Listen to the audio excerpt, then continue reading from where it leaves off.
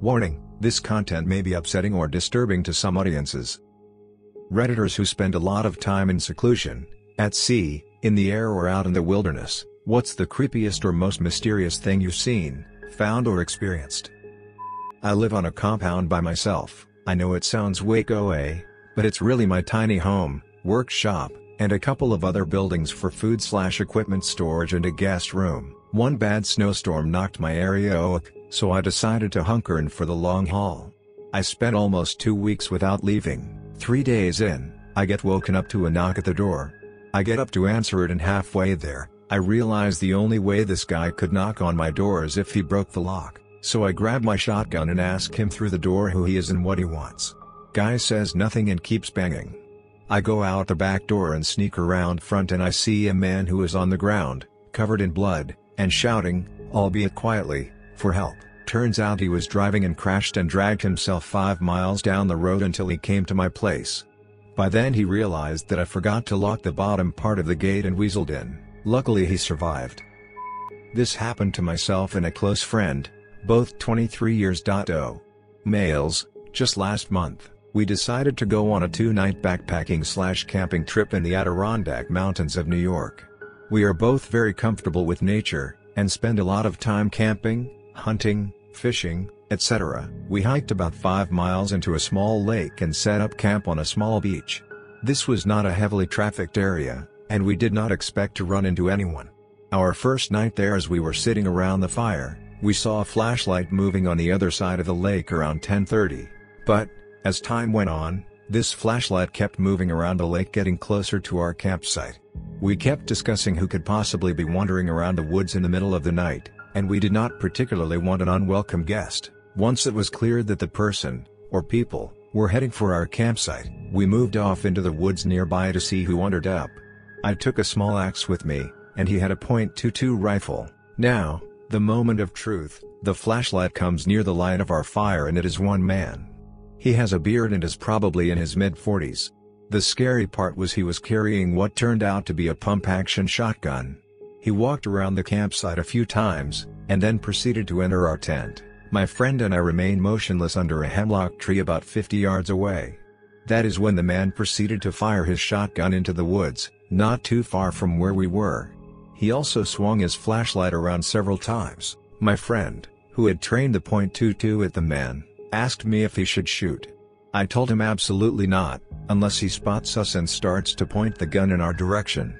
Thankfully the man moved off from where he had come after a little while. We ran out the trail with flashlights, and made it back to my car as the sun was coming up. We immediately went to the police department and reported it, where we also spoke with some 4 strangers. That was it. I haven't heard anything back from the police. In college, I spent 1 month house-sitting a large hunting estate in the middle of nowhere, Idaho. The nearest town was 22 miles away. Woke up on the middle of the night to the sound of someone knocking loud and hard on the front door, and the dogs were going nuts. Next morning, there was a car in the driveway. The guy who owned the car was found dead several months later. I have no idea what happened. Someone I worked with was surveying for birds in a relatively remote forest in Canada. They stumbled across a campsite that looked like it was about 5 to 10 years old. The tent was collapsed, but everything else looked like it was untouched. Everything was dirty and covered in leaves, but there was no evidence of anything bad happening. She noped the hell out of there before checking the tent. To this day, I'm morbidly curious about what the hell happened at that campsite. My brother and I decided to go on a sailing trip. We're both Marines, so we don't get to see each other often. We made camp on a small island with a decently sized patch of trees. At 2 a.m. or so we heard a boat coming towards us. Our fire had died down, but was still visible. We grabbed our weapons and quietly went into the tree line. Some scraggly-looking guy started rifling through our shit, then started walking toward our boat with a rope. I decided to confront him, and my brother stayed back. Before this guy could say anything, I heard another guy in the darkness beyond the fire scream for me to drop my gun or he would kill me.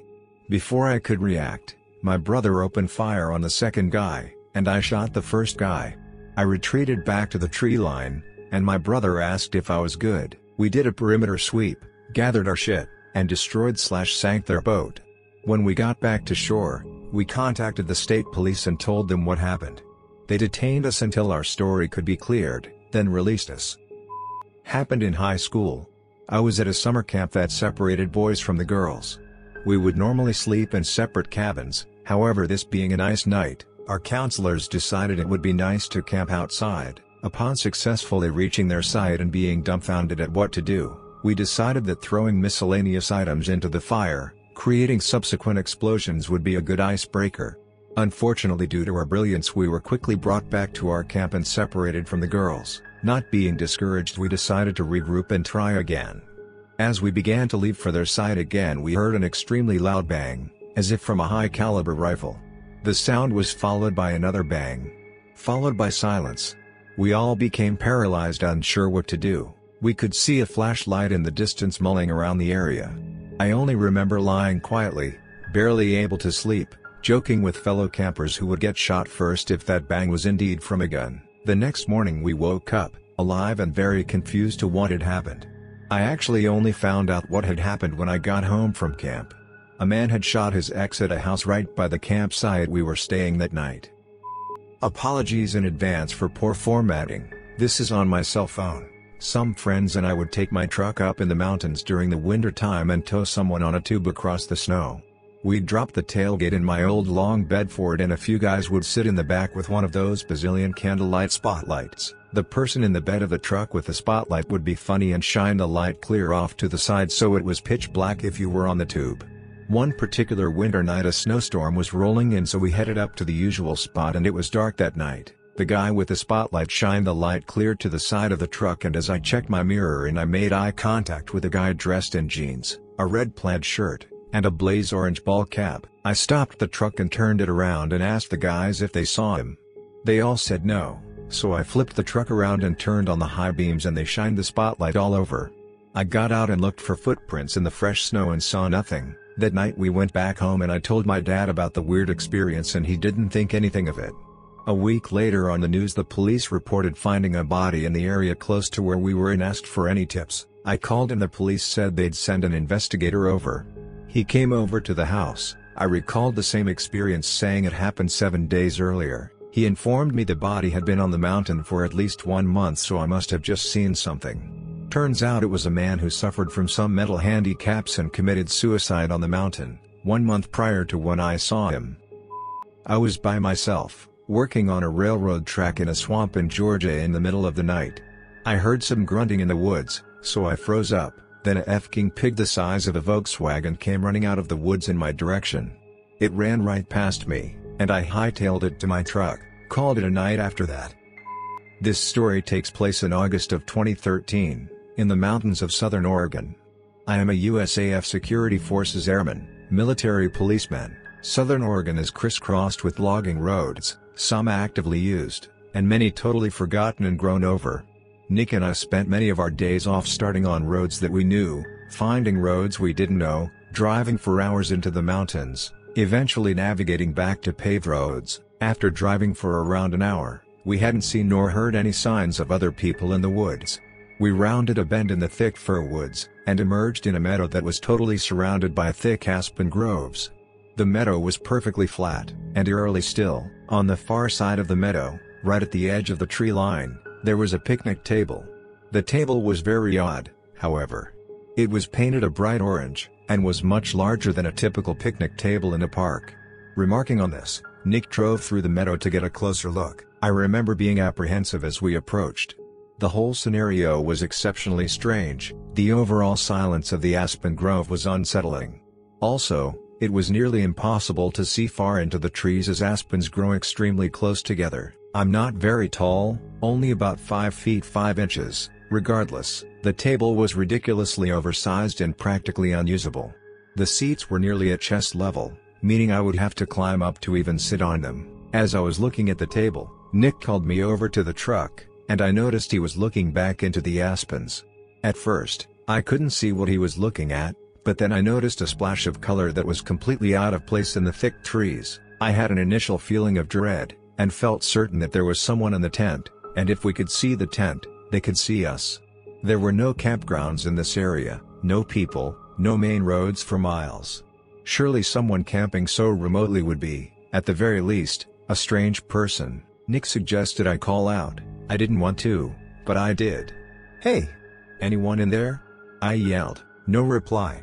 Feeling completely on edge, Nick and I thought about driving away and leaving this strange area. But we began to fear the worst. What if there was a body in the tent? What if somebody had gotten kidnapped?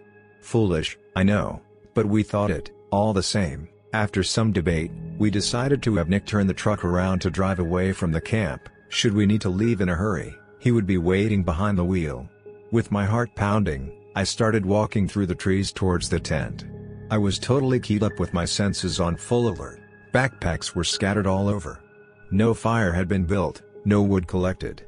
The tent was literally full of backpacks, and women's clothing. Full of dread, I turned to leave and tell Nick what I had seen.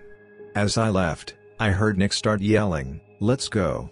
Let's get the FCK out of here." Not knowing why he was yelling, I ran back to the truck. When I broke out of the trees, I saw a beat-up old Ford Taurus on the road, blocking us from leaving the meadow. I immediately leapt into the passenger seat, and Nick floored the gas pedal. As we drove across the meadow, the driver attempted to block us from the road, but Nick drove around them and accelerated the way we had come from.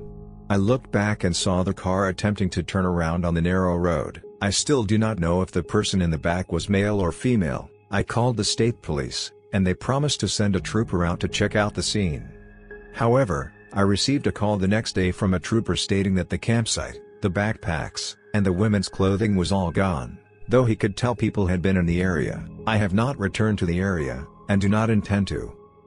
/u/apathy zombie had an amazing story in a similar thread. On a 41-foot sailboat in the middle of the Chesapeake Bay, with about 7 other men, doing a shakedown/test cruise, planned to be out for about 12 hours. Mid-1980s, not as reliable weather prediction resources. We had just barely rigged storm hawsers and storm sails because the one fellow on board who was the best sailor sensed the storm was almost on us, otherwise we would have died. During the storm itself, I expected to die at any time. For what seemed like 15 minutes, we were in a maelstrom, no visibility, but then it passed. We would live. This was at about 3 p.m., and although there was cloud cover of course, the ambient light was such that you could see 2 miles or so in any direction. If you're familiar with the sea, you know that such storms, particularly in shallower depths near land masses, dredge a lot of things of the sea floor. We're all on deck, working lines, checking damage, etc., and the bay around us is choppy and churning and foaming. It was like a thin man, with humanoid shape, arms articulated like a man, a human head, but its skin was covered in scales like a snake. It looked at us, blinked its weird, heavy-lidded eyes, then dove back under. So maybe you need to know a few things about me at that moment. No drugs, no alcohol, no injuries. I was elated because I was glad to be alive, but my senses in that situation were sharpened, not dulled, all around the world. I was not the type of guy to see a patch of seaweed and call it a sea monster. I made an instant decision that I was not going to say anything. What could I say? I just saw a strange creature, take my word for it. The men on this boat were all mechanics and engineers and professionals, and as I stood there in my life vest, soaking wet, hooked onto the steel lifeline, glad to be alive, one of the other sailors, a USN Captain J_S_, with over 30 years experience in the surface navy, piped up and said, "I just saw a brown thing pop up on the surface. It looked like a lizard man, with a scaly face. It blinked at us with these big eyes and then went back under." "Yeah, I saw it too," I said. No one else said that they had seen it. Then we sailed back to the pier later that day and didn't speak of it again. Definitely green flash. It's not creepy or anything, but when you actually see the horizon just light up in neon green for a half second you kinda feel astonished. The thing that gets me sometimes is the sounds. Sometimes you'll just hear some animal and it sounds like nothing you've ever heard before and you can't imagine it being anything like any animal you've ever even heard of. That combined with pitch blackness of the woods can creep you the FCK out. Heard a sound with the rhythm you would expect from a bird but with a deeper sound than any bird ever. Sound continues to repeat every couple seconds and slowly gets louder like it's getting closer. Then stops. So this happened 3 years ago when I was living with my parents in Meeteetse, Wyoming. Super small and secluded. It was Halloween and my parents decorated the house and we expected about 3 to 4 kids to show up as the house is about a mile from a subdivision and parents usually drive their kids. If you made it to the end of the video, thanks for watching. Don't forget to like, subscribe and share, and we will see you in the next video.